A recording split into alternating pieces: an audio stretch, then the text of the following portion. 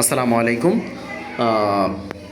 সুপ্রিয় দর্শক, আপনাদেরকে একটা বিষয় শেয়ার করি। একটু আগে একজন গার্ডিয়ান এসেছিল, তো উনি ওনার বাচ্চাকে ভর্তি করবে। ওনার বাচ্চা অন্য মাদ্রাসায় রানিং পড়ছে, এখন আমাদের এখানে পড়বে। তো আমি জিজ্ঞেস করলাম যে এখন পড়ছে অন্য মাদ্রাসায়, নিয়ে আসবেন কেন? তো তিনি বলছে যে আমার বাচ্চা সব মেয়েদের মধ্যে ওই একটা ছেলে, এক নম্বর কারণ।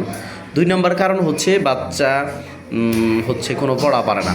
আমরা যখন পড়া জিজ্ঞেস করি বা টিচারকে বলি কেন পড়া পারে না, টিচার বলে যে বাচ্চা ঘুমায়, এই সেই।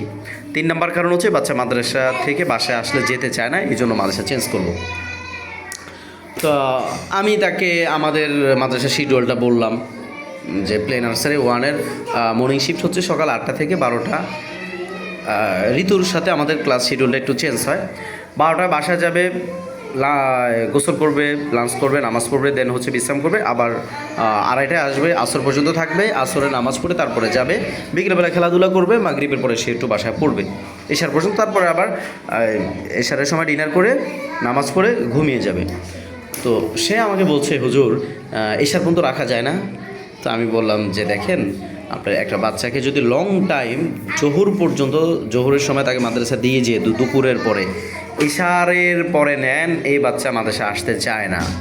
সবার জন্য এক সিস্টেম না। অনেক বাচ্চা আছে মাদ্রাসায় থাকতে ভালো লাগে, সেটা খুব কম, কিন্তু ম্যাক্সিমাম বাচ্চা যেমন আসর থেকে মাগরিব এই সময়টা খেলাধুলার সময়, যখন সে জোহরের সময় মাদ্রাসায় আসে আর তার মাথায় এইটা জানে যে সে রাত 8টার আগে মাদ্রাসা থেকে বের হইতে পারবে না, তখন কিন্তু এই বাচ্চা আর মাদ্রাসায় ঢুকতে চায় না।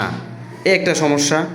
আরেকটা সমস্যা, ওনাকে আমি বললাম যে দেখেন, এই যে লং টাইম মাদ্রাসায় ফেলে রাখতেন, জোহরের পরে মাদ্রাসায় দিয়ে যেতেন, এশার পর রাত 8টায় নিতেন, আপনি অভিযোগ করছেন যে বাচ্চা পড়াশোনা পারে না। এটার আরেকটা কারণ হচ্ছে যে বাচ্চায় লং টাইম মাদ্রাসায় থাকতে থাকতে, আবদ্ধ পরিবেশে থাকতে থাকতে এই বাচ্চার পড়ার প্রতি একটা অনীহা চলে আসে। তো এই জন্য একটা বাচ্চা যখন জোহরের সময় আসবে 2:30 বাজে, আর সে জানবে যে 5টায় বা 4:30টায় তার ছুটি হবে, তখন সে আসতে চাইবে। কিন্তু যখন এই বাচ্চাটা 2:30 বাজে মাদ্রাসায় আসে আর জানে যে রাত্রে 8টার আগে মাদ্রাসায় বের হইতে পারে না, তখন সে আর মাদ্রাসায় আসতে চায় না।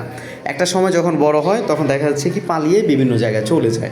আমরা দেখি না, অনেক ছাত্র বিভিন্ন জায়গায় পালিয়ে যাচ্ছে, গ্রাম থেকে অনেক বাচ্চা শহরে পালিয়ে চলে আসছে, বাবা মা খুঁজে পাচ্ছে না। এই জন্য সব স্টুডেন্টের জন্য এক শিডিউল, এক প্রেসক্রিপশন, যেরকম সব রোগীর জন্য না, ঠিক সব স্টুডেন্টের জন্য এক শিডিউল না। স্টুডেন্ট বুঝে তার উপরে পড়ার চাপ দিতে হয়। যেমন আমরা আমাদের এখানে লং টাইম আমরা বাচ্চা পড়াই, তারা হচ্ছে হেফজ নাজেরা যারা পড়ে, বা যেই সকল বাচ্চা মাদ্রাসায় আন্তরিক থাকলে কোনো সমস্যা নেই, সে স্বাচ্ছন্দ্যে পড়তে চাচ্ছে।